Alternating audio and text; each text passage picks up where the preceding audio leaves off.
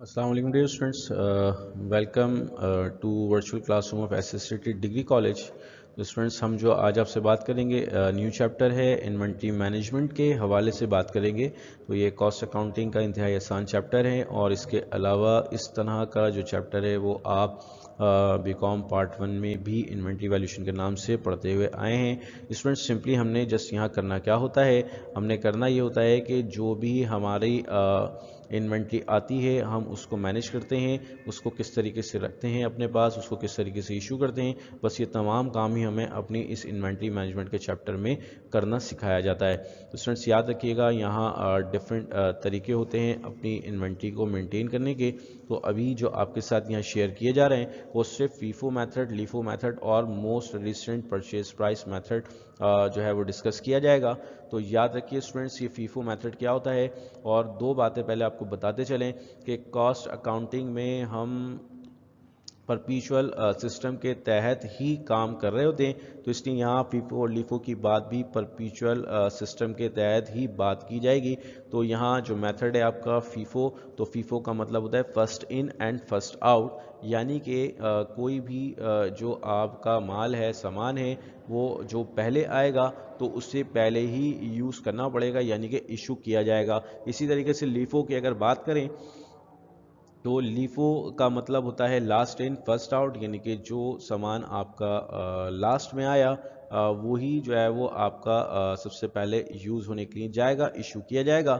जबकि most recent purchase price method का मतलब ये है कि आपने जिस वक्त भी जिस डेट को इशू किया तो उससे उसकी जो लास्ट परचेज की डेट थी उस तक जो कॉस्ट पर यूनिट थी, तो तमाम के तमाम यूनिट्स पे हम उसको अप्लाई करते हुए नजर आएंगे। परेशान होने की ज़रूरत नहीं है। अभी जब हम आगे इनके न्यूमेरिकल्स को सॉल्व करेंगे तो इंशाल्लाह बहुत अच्छे से तमाम चीज़ें आपकी क्लियर हो जाएंगी। तो आइए स्टूडेंट्स सबसे पहले क्वेश्चन की बात कर लेते हैं। तो क्वेश्चन में आपको बताया गया कि अलहम मैन्युफैक्चरिंग कॉरपोरेशन है, उन्होंने कुछ परचेजेस की और इशू किया raw material for automobile equipment. तो बताया गया कि अगस्त की फर्स्ट को बैलेंस आपके पास मौजूद था 50 यूनिट्स और 1000 ईच जो है इसका जो है कॉस्ट पर यूनिट है। और फिर उसके बाद अगस्त 3 को बताया गया कि रिसीव किए गए 100 यूनिट्स एट ₹1200 ईच। उसके बाद स्टूडेंट्स बताया गया अगस्त 10 को इशू करे गए 75 यूनिट्स। उसके बाद बताया गया अगस्त 15 को रिसीव किए गए 25 यूनिट्स 1300 ईच से। अगस्त 17 को रिसीव किए 80 यूनिट्स 1500 ईच। और फिर उसके बाद स्टूडेंट्स अगस्त 25 को बताया गया इशूड 50 यूनिट्स यानी कि 50 यूनिट्स दोबारा इशू किए गए। और फिर रिक्वायरमेंट में आपसे कहा गया कि आपने कैलकुलेट करना है cost of material issued, cost of material purchase and cost of raw material ending, यानी कि अंडर द फॉलोइंग मेथड्स जो मौजूद हैं FIFO, LIFO and most recent purchase price method. तो आइए सबसे पहले बात करते हैं अपने फीफो मेथड की। तो स्टूडेंट्स याद रखिएगा यहाँ हमने जो बातें की इसमें हमने जो बात की सबसे पहले अभी हम बात कर लेते हैं यहाँ लीफो मेथड की, उसके बाद हम फीफो की बात कर लेंगे। तो यहाँ याद रखिए कि हमारा जो लीफो मेथड है, लीफो मेथड के लिए हमारे पास सबसे पहले स्केच हम उसी तरह बनाएंगे जिस तरीके से हमने अपने बीकॉम 1 में जब इन्वेंट्री वैल्यूएशन का चैप्टर पढ़ा था तो परपेचुअल सिस्टम के तहत हमने अपने लेजर्स बनाए थे। तो स्टूडेंट्स फॉर्मेट वही है, सबसे पहले डेट का कॉलम आएगा, उसके बाद रिसीप्ट का एक मेजर कॉलम है, फिर इशूड का मेजर कॉलम है और एक फिर बैलेंस का मेजर कॉलम है। तो याद रखिए स्टूडेंट्स यहाँ जो बात होगी वो सिर्फ और सिर्फ मटेरियल के रिसीव करने की, मटेरियल के इशू करने की और उसका जो बैलेंस बच जाता है उसकी ही बात होती हुई नज़र आएगी। तो आइए स्टूडेंट्स अब बात करते हैं आपसे कि किस तरीके से हम अगर इन्वेंट्री कार्ड अपना लीफो का मेंटेन करें।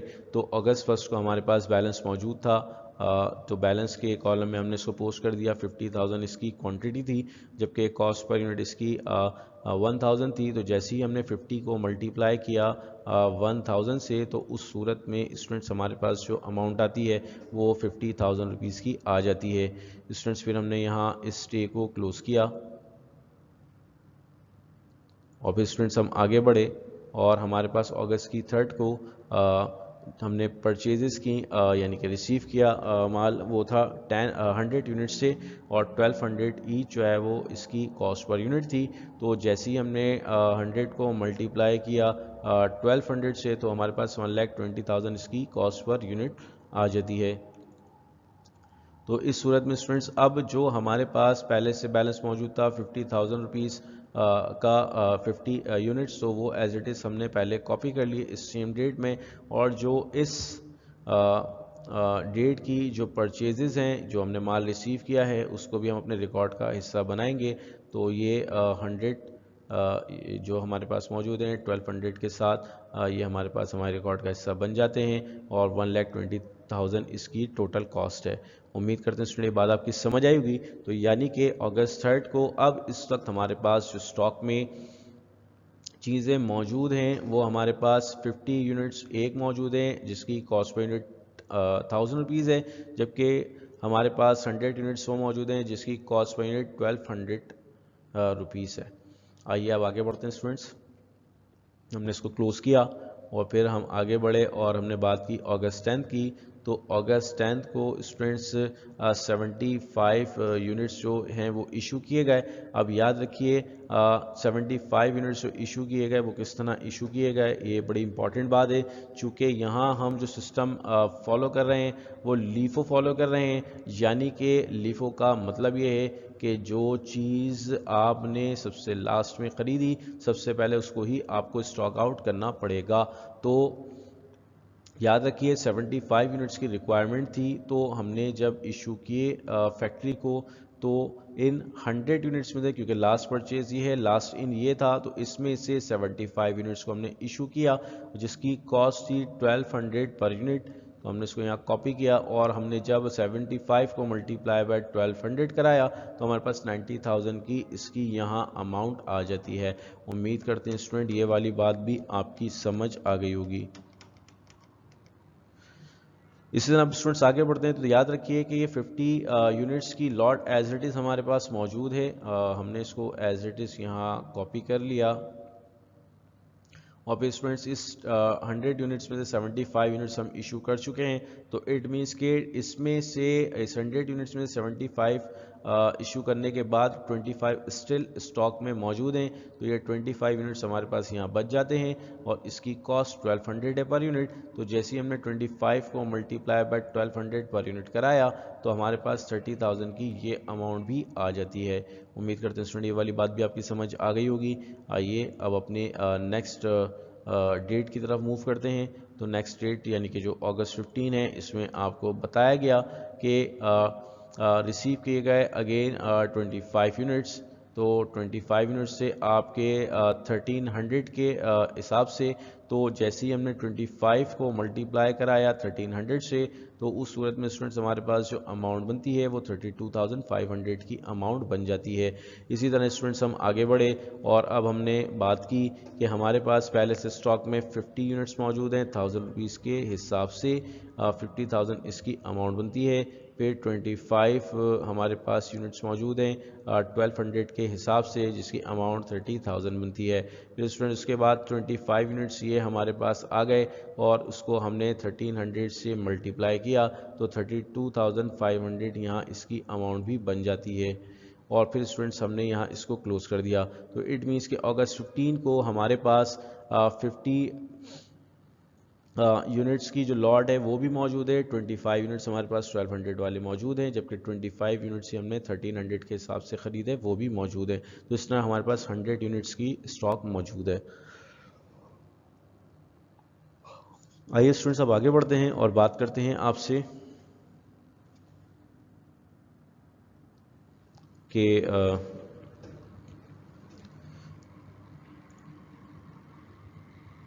अगस्त 17 को अगेन 80 यूनिट्स परचेज़ किए गए। तो इस सूरत में स्टूडेंट्स आपके पास 80 यूनिट्स 1500 के हिसाब से ख़रीदे गए। तो 80 को जैसे ही मल्टीप्लाई किया आपने 1500 से, तो आपके पास जो अमाउंट आ जाती है 1,20,000 आ जाती है। और फिर स्टूडेंट्स आपने इसको भी स्टॉक इन किया तो ऑलरेडी आपके पास स्टॉक में 50 यूनिट्स एक मौजूद थे 1000 वाले 25 यूनिट्स जो मौजूद थे वो 1200 वाले थे, और उसके बाद आपके पास 25 यूनिट्स 1300 वाले मौजूद थे। इसके अलावा स्टूडेंट्स आपने 80 यूनिट्स मज़ीद अपने परचेज़ किए या रिसीव किए, तो उस सूरत में ये 1500 रुपीज़ के हिसाब से ये 80 यूनिट्स भी आपके स्टॉक का हिस्सा बन गए। उम्मीद करते हैं स्टूडेंट ये बात भी आपकी समझ आई होगी। इसको हमने यहाँ क्लोज़ किया। आइए अब आगे बढ़ते हैं स्टूडेंट्स, तो बात करते हैं अगस्त की 25 को। तो अगस्त की 25 को यहाँ 50 यूनिट्स फिर इशू किए गए। तो इस सूरत में स्टूडेंट्स याद रखिए, चूँकि हम लीफो मेथड यूज़ कर रहे हैं, तो लीफो का मतलब है कि लास्ट इन फर्स्ट आउट। तो इस सूरत में लास्ट इन जो थे हमारे पास वो 80 यूनिट्स थे। इस 80 में से अब हम 50 यूनिट्स को इशू करेंगे, तो इट मीन्स के जो अब कॉस्ट पर यूनिट होगी वो 1500 की होगी इन 50 यूनिट्स की।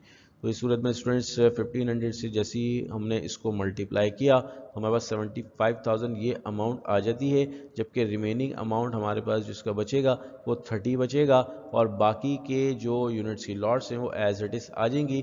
तो 50 पूरा का पूरा मौजूद है आपके पास, 1000 रुपीज़ की इसकी कॉस्ट पर यूनिट है, 25 भी एज इट इज़ आपके पास आ जाता है। और इसके अलावा आपके पास जो 25 है 1300 रुपीज़ वाला, वो भी आपके पास आ जाता है, जबकि इस 80 में से आपने जो है 50 यूनिट्स आपने सेल कर दिए। तो इट मीन्स कि अब आपके पास ये 30 यूनिट्स बचते हैं 1500 वाले। तो 1500 को जब आपने मल्टीप्लाई कराया 30 यूनिट से, तो ये आपके पास 45,000 की अमाउंट आ जाती है। उम्मीद करते हैं स्टूडेंट ये वाली बात भी आपकी समझ आ गई होगी। आइए अब आगे बढ़ते हैं, और फिर स्टूडेंट्स उसके बाद हमने 25 के बाद उसको क्लोज़ किया। तो लास्ट हमारे पास ट्रांजेक्शन यही थी। अब अगस्त 31 की अगर हम बात करें, तो अगस्त 31 को हमारे पास हमें जो मालूम करना था, वो सबसे पहले मालूम करना था कि टोटल रिसीप्ट कितनी हुई इस मंथ की। तो जब हमने इन यूनिट्स को टोटल किया, तो हमारे पास 205 यूनिट्स यहाँ बन जाते हैं। और फिर स्टूडेंट्स हमने जब इसके टोटल की बात की, तो टोटल हमने जब इन तीनों वैल्यूज़ को आपस में ऐड किया, 120 प्लस 32,500 प्लस 120, तो वो हमारे पास 2,72,500 बन जाते हैं। इसी तरीके से स्टूडेंट्स हम इशूड की बात कर लेते हैं, मटेरियल यूज़ की बात कर लेते हैं। चूँकि जो स्टॉक रूम से इशू किया गया वो फैक्ट्री में यूज़ किया गया, तो इस सूरत में स्टूडेंट 75 और 50, तो ये हमारे पास जो बन जाते हैं यूनिट्स 125 यूनिट्स बन जाते हैं, जबकि इनकी जो कॉस्ट बन जाती है वो टोटल करें तो 90 प्लस 75, तो 1,65,000 बन जाती है। इसी तरीके से स्टूडेंट्स याद रखिएगा, अब हमारे पास हमने यहाँ तो पूरी परचेज के लिए पूरे मंथ की ही टोटल किया है, जबकि इशूट के लिए भी हमने पूरे मंथ को ही टोटल किया है। लेकिन याद रखिए, जो हम अपना इन्वेंट्री का स्टॉक मेंटेन कर रहे हैं वो हर डे हम मेंटेन करते हैं। आप देख रहे हैं कि हम अपने बैलेंस को कैरी फॉरवर्ड कर लेते हैं। तो इस सूरत में स्टूडेंट्स जो अगस्त 25 की ही जो अमाउंट्स हैं यहाँ, यानी कि ये जो अमाउंट्स हैं आपकी, इनको हम हाईलाइट कर देते हैं आपकी आसानी के लिए। तो अगस्त 25 की जो अमाउंट हैं आपकी, यही अमाउंट्स आपको नज़र आएंगी।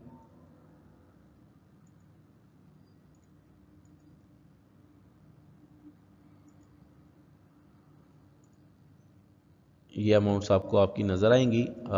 तो बस यही आप इन सबको आपस में ऐड कर लें, तो आपको यहाँ पता लग जाएगा कि आपके पास जो है टोटल इन्वेंट्री एंडिंग कितनी आई। तो उम्मीद करते हैं स्टूडेंट ये वाली बातें भी आपकी समझ आ गई होंगी। तो ये मटेरियल इशूड आ गया, और आपने जैसे ही टोटल किया, तो इन अमाउंट्स का टोटल जो है आपके सामने मौजूद है। उम्मीद करते हैं स्टूडेंट ये बातें भी आपकी समझ आ गई होंगी। आइए स्टूडेंट्स अब आगे बढ़ते हैं और अपने नेक्स्ट मेथड की तरफ मूव करते हैं, जो कि हमारा फीफो मेथड है। तो फीफो मेथड इंतहाई आसान है स्टूडेंट्स, फॉर्मेटिंग बिल्कुल उसी तरह है। याद रखिए, सिर्फ जो इशू करने का पैटर्न है वो आपको फीफो और लीफो बताता है। आप वरना जिस तरीके से आप माल रिसीव करते हैं वो आप एज इट इज़ उसी तरह रिसीव करते हैं जो जिस डेट के ऑर्डर में आ रहा होता है। तो स्टूडेंट्स यहाँ भी हमारे पास क्वेश्चन वही है, तो इसलिए हमारे पास बैलेंस हमारे पास वही मौजूद है। 50 यूनिट्स हैं 1000 रुपीज़ से, उसको जैसे ही हमने 50 को मल्टीप्लाई बाय 1000 किया तो हमारे पास 50,000 ही यहाँ आ जाते हैं और इसको हमने यहाँ क्लोज किया। आइए स्टूडेंट अब आगे बढ़ते हैं और बात करते हैं अगस्त 3 की। तो अगस्त 3 को स्टूडेंट्स याद रखिए 100 यूनिट्स हमने परचेज़ किए थे 1200 के हिसाब से। तो जैसे ही हमने 100 को मल्टीप्लाई बाय 1200 किया और हमने तो अमाउंट टोटल हमारे पास जो आई वो 1,20,000 रुपीज़ आ गई। इसी तरह स्टूडेंट्स अगर हम आपसे आगे बात करें तो अब चूँकि स्टॉक में ऑलरेडी 50 यूनिट्स मौजूद हैं तो उसको हमने इस डेट में कॉपी किया यानी कि कैरी किया और उसके बाद जो इस डेट की परचेज़ है उसको भी हमने अपने रिकॉर्ड का हिस्सा बना लिया। तो इस सूरत में स्टूडेंट्स हमारे पास यहाँ 100 यूनिट्स स्टॉक इन हुए और उसकी अमाउंट थी 1,20,000 रुपीज़। उम्मीद करते हैं स्टूडेंट ये बात भी आपकी समझ आ गई होगी। आइए अब आगे बात करते हैं। फिर अगस्त 10 को 50 यूनिट्स एक इशू किए गए जो कि 1000 के हिसाब से किए गए, जबकि 25 यूनिट्स एक इशू किए गए जो कि 1200 के हिसाब से किए गए, यानी कि टोटल 75 यूनिट्स इशू किए गए थे। लेकिन चूँकि हम फीफो मेथड फॉलो कर रहे हैं तो इसकी वजह से अब हमें जो पहले ऑर्डर में हमारे पास मौजूद है स्टॉक उसको ही बेचना पड़ेगा। तो हमारे पास टोटल जो फर्स्ट लॉट थी 50 यूनिट्स की थी, तो इसलिए हमने 50 यूनिट्स को पहले सेल किया जिसकी अमाउंट थी 1000 रुपीज़ पर यूनिट, और हमने रिमेनिंग जो यूनिट्स थे जो 75 को पूरा करने के लिए निकाले वो 25 यूनिट्स हमने इस 100 के स्टॉक से यहाँ आउट किए। तो ये 1200 के हिसाब से कॉस्ट पर यूनिट हमारे पास मौजूद थी। तो जैसे हमने 25 को मल्टीप्लाई कराया 1200 से तो हमारे पास जो अमाउंट आई वो 30,000 रुपीज़ आ गई। इस तरीके से स्टूडेंट्स हमने अपनी जो इशूड की जो ट्रांजैक्शन है उसको फीफो के ज़रिए मुकम्मल किया। अब इसका मतलब ये है कि हमारे पास यहाँ से 50 यूनिट्स तो जा चुके हैं, जबकि इस 100 यूनिट्स में से 25 यूनिट्स भी जा चुके हैं। तो इसका मतलब है रिमेनिंग हमारे पास जो स्टॉक में मौजूद हैं वो सिर्फ और सिर्फ 75 यूनिट्स मौजूद हैं 1200 वाले, और इनको जैसे ही हमने आपस में मल्टीप्लाई कराया यानी कि 75 मल्टीप्लाई बाय 1200 तो हमारे पास यहाँ 90,000 इसकी अमाउंट आ जाती है। उम्मीद करते हैं स्टूडेंट ये वाली बात भी आपकी समझ आ गई होगी। आइए अब आगे बढ़ते हैं। तो स्टूडेंट्स हम बात करते हैं अगस्त की 15 की। तो अगस्त की 15 को याद रखिएगा कि हमने मज़ीद कुछ परचेज़ की थी 25 यूनिट्स की।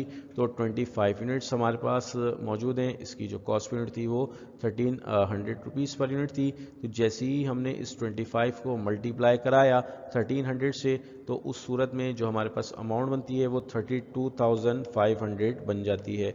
उम्मीद करते हैं स्टूडेंट ये वाली बात भी आपकी समझ आ गई होगी। आइए स्टूडेंट्स अब आगे बढ़ते हैं।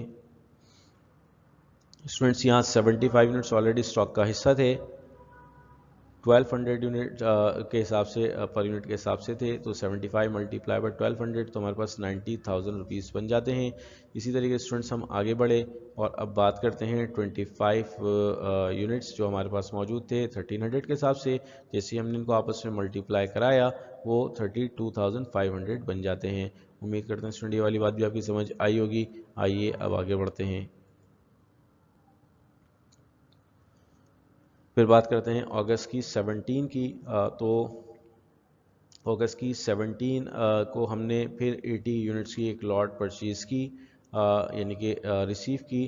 तो 80 को मल्टीप्लाई बाय जैसे ही हमने 1500 किया तो हमारे पास जो अमाउंट आई 1,20,000 रुपीज़ आ गई। उम्मीद करते हैं स्टूडेंट ये वाली बात भी आपकी समझ आई होगी। अब आगे बढ़ते हैं स्टूडेंट्स। तो ऑलरेडी स्टॉक में हमारे पास 75 यूनिट्स एक मौजूद हैं और हमारे पास 25 यूनिट्स एक मौजूद हैं। तो स्टूडेंट्स जैसे ही हमने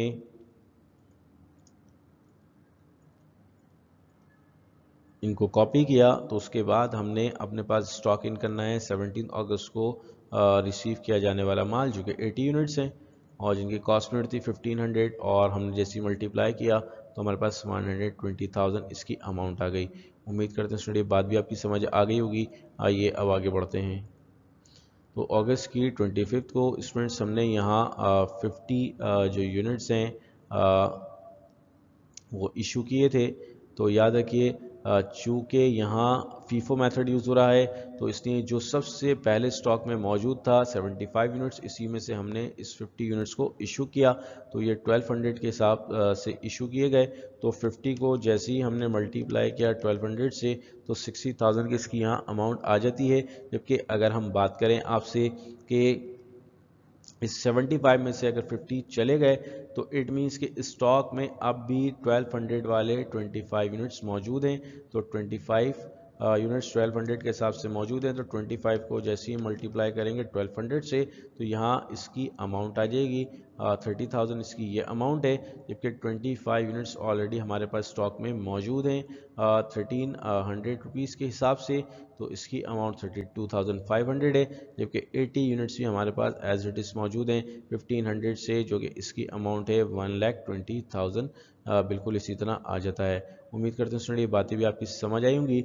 और उसके बाद स्टूडेंट्स अब हमने करना ही है, चूँकि ट्रांजेक्शन हमारी सारी ख़त्म हो चुकी हैं तो अब हमने इसको क्लोज़ करना है। और क्लोज़ कैसे करेंगे, तो अब हमने अगस्त की 31 को जो है बैलेंस मालूम करने हैं, जो रिक्वायरमेंट्स हैं उनका जवाब देना है। यानी कि हमने मटेरियल परचेज जो किया उसकी टोटल कॉस्ट निकालनी है।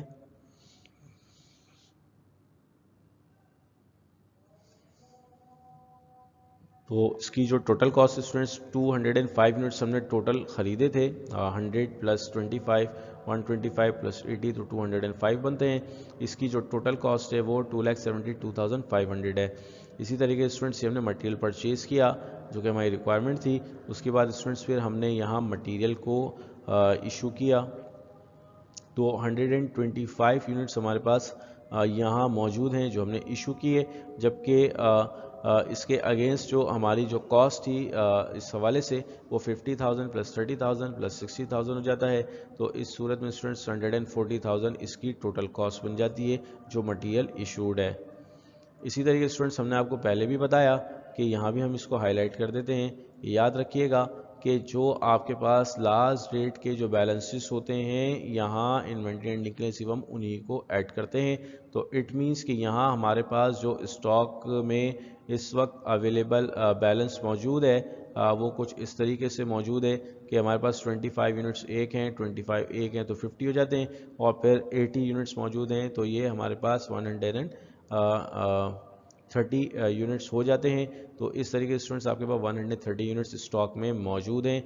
आइए अब आगे बढ़ते हैं और इनकी अमाउंट्स की बात करते हैं। तो स्टूडेंट्स 30,000 आपके पास एक अमाउंट है, 32,500 की आपके पास एक अमाउंट है और 120,000 की एक अमाउंट है। तो इस तरह स्टूडेंट्स 182,500 इसकी कॉस्ट ऑफ एंडिंग इन्वेंट्री बन जाती है। उम्मीद करते हैं स्टूडेंट ये बातें भी आपकी समझ आ गई होंगी। तो इस तरीके से हमने फीफो और लीफो मेथड के तहत हमने अपनी जो कार्ड्स हैं उनको मेंटेन किया। आइए आगे बढ़ते हैं।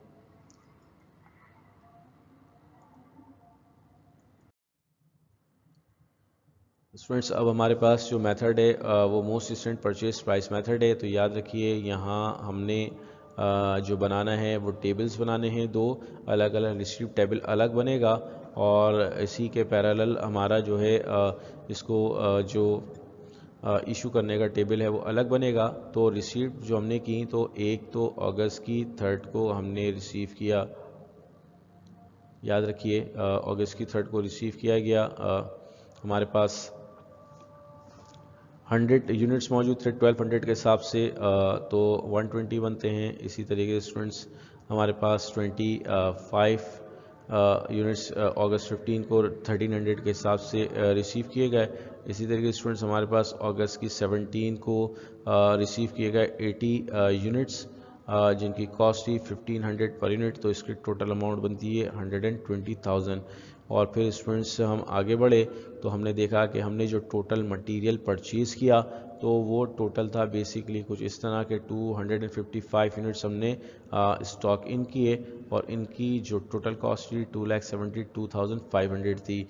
आइए स्टूडेंट्स अब बात कर लेते हैं अपने इशू टेबल की तरफ, यानी कि जो माल हमने इशू किया, तो याद रखिए एक जो सबसे पहले इशू किया था हमने अगस्त की 10 को किया था, और ये जो क्वांटिटी थी बेसिकली वो 75 यूनिट्स की थी। तो यहाँ स्टूडेंट्स आपको बारहा बताते चलें कि यहाँ अब हम फीफो और लीफो फॉलो नहीं कर रहे, बल्कि फीफो और लीफो की बजाय हम सिर्फ ये देख रहे हैं कि जितने भी यूनिट्स हम इशू करेंगे तो इसकी जो बिल्कुल रीसेंट परचेज प्राइस होगी उससे हम उसको कंसीडर करेंगे। तो याद रखिए अगस्त 10 से पहले जो परचेज़ की गई वो अगस्त 3 में की गई थी, तो इसलिए यहाँ अब जो कॉस्ट पर यूनिट काउंट किए जाएंगे वो 1200 पर यूनिट काउंट किए जाएंगे।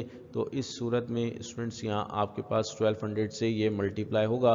तो जैसे ही हमने 75,000 को मल्टीप्लाई किया 1200 से, तो हमारे पास जो अमाउंट आती है वो कुछ इस तरह आ जाती है 90,000 रुपीज़। ठीक है, इसके अलावा हम आगे बढ़ते हैं और बात करते हैं आपसे अगस्त 25 की। तो एक जो सेकंड इशू किया गया था वो अगस्त 25 को था, और वो जो आपके पास क्वांटिटी थी वो कुछ 50 यूनिट्स की थी। तो 50 यूनिट्स को जैसे ही स्टूडेंट्स आप मल्टीप्लाई करेंगे इसकी मोस्ट रिसेंट परचेज प्राइस से, तो याद रखिए अगस्त 25 से पहले जो मोस्ट रिसेंट परचेज बनती है वो अगस्त 17 बनती है। तो इट मीन्स कि अगस्त 17 का जो आपके पास कॉस्ट पर यूनिट है अब हमें वो यहाँ अप्लाई करना पड़ेगा।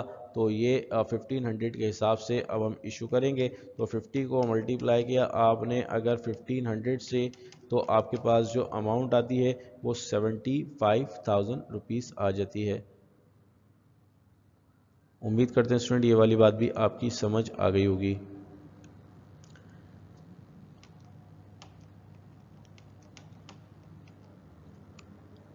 आइए स्टूडेंट्स अब आगे बढ़ते हैं। तो स्टूडेंट्स मटेरियल जो हमने इशू किया टोटल वो 125 यूनिट्स हमारे पास मौजूद थे, और हमने 75,000 और 90,000 का यूनिट इशू किया, मटेरियल इशू किया। तो ये हमारे पास बनते हैं 165,000। उम्मीद करते हैं स्टूडेंट ये बात भी आपकी समझ आ गई होगी। आइए अब आगे बढ़ते हैं। तो स्टूडेंट्स अब याद रखिएगा हमें मटेरियल एंडिंग निकालना है। तो एंड्स का एंडिंग निकालने का जो तरीक़ाकार होता है, हमने मटेरियल परचेज़ भी निकाल लिया, मटेरियल इशू भी निकाल लिया। तो मटेरियल एंडिंग निकालने के लिए हमें सबसे पहले इसका जो स्टॉक में मटेरियल ओपनिंग मौजूद है वो लिखना पड़ेगा। उस मटेरियल स्टॉक में हमें ऐड करना पड़ेगी जितनी भी मटेरियल परचेज़ किया गया। तो हमारे पास मटेरियल अवेलेबल फॉर यूज़ आ जाएगा, इसमें से लेस करेंगे स्टूडेंट्स हम मटेरियल एंडिंग। तो जो हमारे पास यहाँ मौजूद नहीं है वही हमें मालूम करना है। तो हमें जो है वो मटेरियल इशूड मिल जाता है, तो हम यहाँ से लेस करेंगे मटेरियल इशूड को, तो हमारे पास यहाँ मटेरियल एंडिंग आ जाएगा। तो इस सूरत में स्टूडेंट्स हमारे पास जो मटेरियल मौजूद है वो 50,000 मौजूद है। तो ये जो 50,000 है स्टूडेंट्स हमारे पास स्टॉक में पहले से मौजूद था, तो 50,000 हमारे पास मौजूद है। इसमें ऐड करेंगे हम अपना 2,72,500 जो कि हमारा मटेरियल परचेज़ है, और फिर इसमें से हम लेस कर देंगे अपना मटेरियल इशूड जो कि 1,65,000 रुपीज़ है। तो इस सूरत में स्टूडेंट्स हमारे पास जो अमाउंट आ जाएगी वो आ जाएगी 1,57,500। तो इस तरीके से स्टूडेंट्स हमने यहाँ अपने मटेरियल एंडिंग को भी कंप्यूट कर लिया। उम्मीद करते हैं स्टूडेंट तमाम लेक्चर आपकी समझ आ गया होगा। इंशाल्लाह अब इस सीरीज़ के नेक्स्ट लेक्चर में नई प्रॉब्लम के साथ आपके साथ डिस्कशन होगी। Thank you so much. इसके अलावा अगर कोई आपने क्वेश्चन करना है तो आप कर सकते हैं। इसके अलावा ये लेक्चर आपका for the next 48 hours Google classroom पे भी अपलोड कर दिया जाएगा। तो अगर आपको वहाँ भी कोई सवाल हो तो आप कर सकते हैं। Thank you so much. अस्सलाम वालेकुम।